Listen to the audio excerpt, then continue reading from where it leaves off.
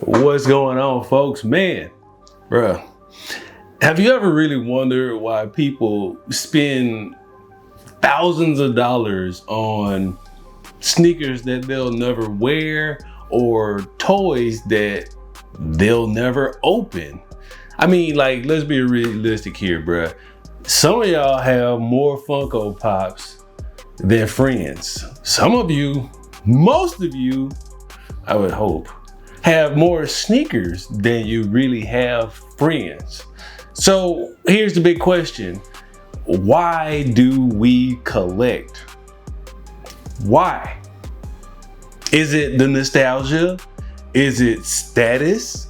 Is it the thrill of the hunt? Because we all know we just chase sneakers these days just to catch that L. And when we don't catch that L, it feels so good. Are we just one step away from the TLC show Hoarders? Yeah, I watched that show, and they need to have better lighting if they gonna say that I'm a hoarder, but I digress. Anyway, I'm your boy Money Matt, bro, coming to you from the set, and today we are going to get into the psychology of collecting versus hoarding. But without further ado, man, not gonna waste your time. You already know it. Let's get into it.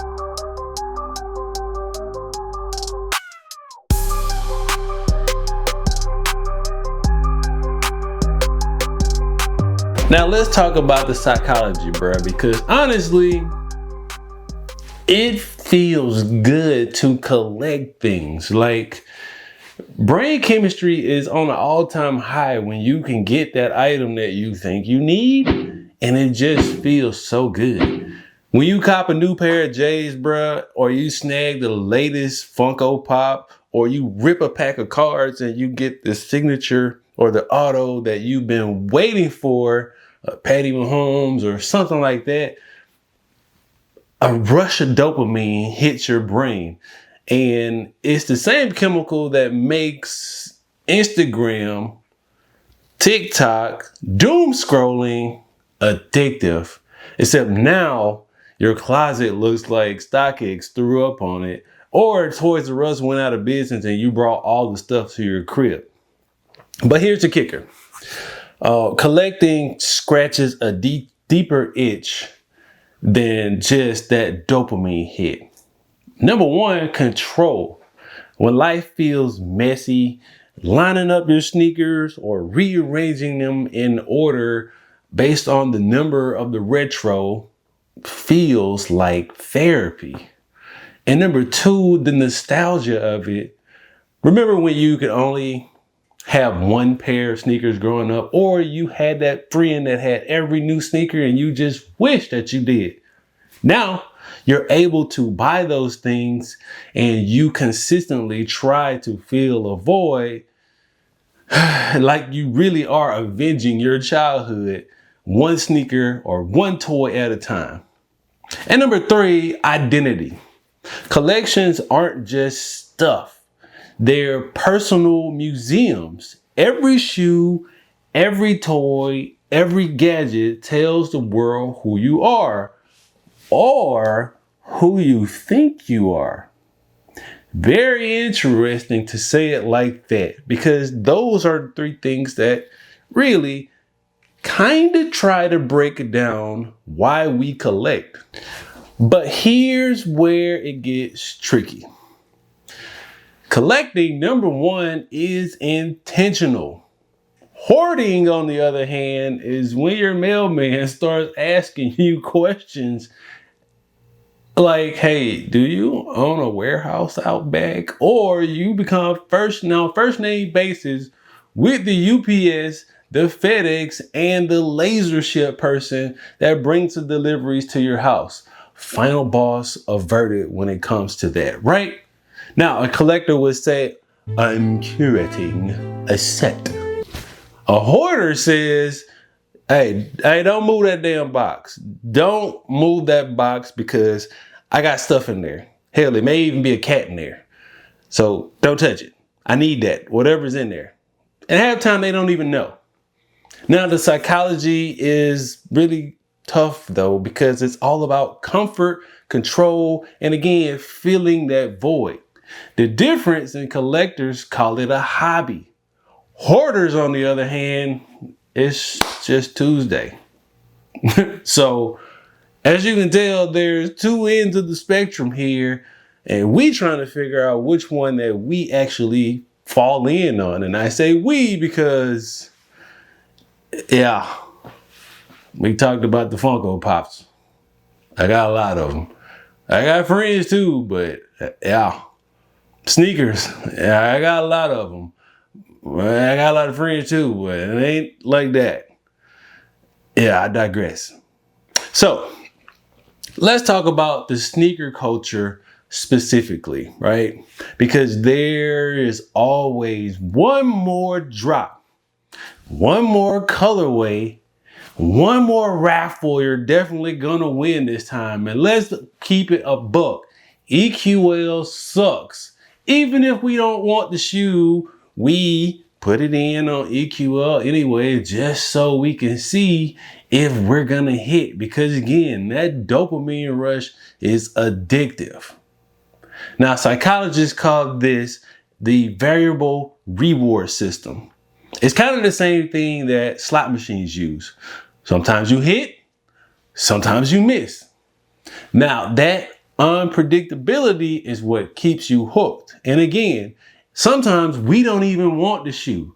We enter the raffle in hopes that we could be one of the ones that say, I actually hit, knowing damn well we're not going to keep it. We just going to flip it. Or the quote unquote saying that we always say as sneakerheads, oh, these look good in hand. That's why you swear this is the last time I'm buying a pair. Until hype beasts, sneaker drops, high society drop what's coming out in the future, and then you're like, shit, I'm stuck all over again because I just lied to myself and say, hey, this is the only pair. How many times have you told your spouse, yeah, I'm good this month. I don't really see anything I like. I'm not buying anything. And then the UPS guy shows up. And then you try to sneak to the front door and get that box of sneakers to bring them in the house, knowing damn well that the Ring Cam has you on footage. So collecting isn't just about sneakers, right? You can collect anything. It could be tech. It could be those crazy ass Labubu dolls. It could be phones. It could be Funko Pops. It could be cards. It could be anything. But let's talk about phones though. Because are we really upgrading because the new iPhone or the newest Samsung Galaxy phone is just revolutionary? Hell no, we not. Because you think, oh, since the 16 I have it and the 17 just came out, yeah, this feels suddenly old. Bruh, we are caught up in a vicious cycle. But we all know that pop culture drives hype. Case on case here, Travis Scott drops. Yeah. Suddenly, it's really not about a shoe. It's about a moment. McDonald's releases limited edition Pokemon cards that have grown people going apeshit crazy fighting over Happy Meals. Crazy, right? I know. But half of collecting them itself is the story, and the other half is just you wanting to have the shit just because, right? So here's the big ask, right? Why do we collect? Why do you right there that ain't hit the like and subscribe button, why do you collect? Is it the thrill? Again, we know we're not gonna hit on sneakers 98% of the time on the drop, but we enter anyway and we have to post that L. Is it the nostalgia because you just didn't have that, or you did have it growing up as a child? Is it a flex? Because we all know how this is. Or are you secretly feeling an emotional void from somewhere? Things make you comfortable. Drop your answers down in the comment section below because I really want to hear your story. I'm airing out my dirty laundry here because we wanted to get into the psychology of it to see, are we just really collecting or are we hoarders? And if you really ever lied to yourself and said, for real, this is my last pair, or this is my last pack, or this is my last Funko that I'm buying, hit that like button. Because here on the set, bruh, I understand your pain. We are going through this together. I understand your pain. I go to Walmart damn near every day. Why? Not because I need something from Walmart. I'm fighting the addiction of buying another pack of football cards or basketball cards. It's crazy. So, that being said, man, subscribe for more deep dives into sneaker culture, tech trends, and the psychology of why we do what we do. We have a very unique channel here on the set where we talk about sneakers, electronics, and toys. And I just really wanted to know, why do you collect? Because I know it's a struggle for your boy, man. I'm just gonna be honest with you. But I wanna know what you guys think too, man. Thanks for tuning in, bro. I'm your boy Money Matt from the set where collecting meets confession. I feel like I should cue Usher song right now. No, I'm not doing that. I'm gonna get on out of here, man, and go enjoy the rest of my day, as you should as well. I bid you folks adieu. Peace.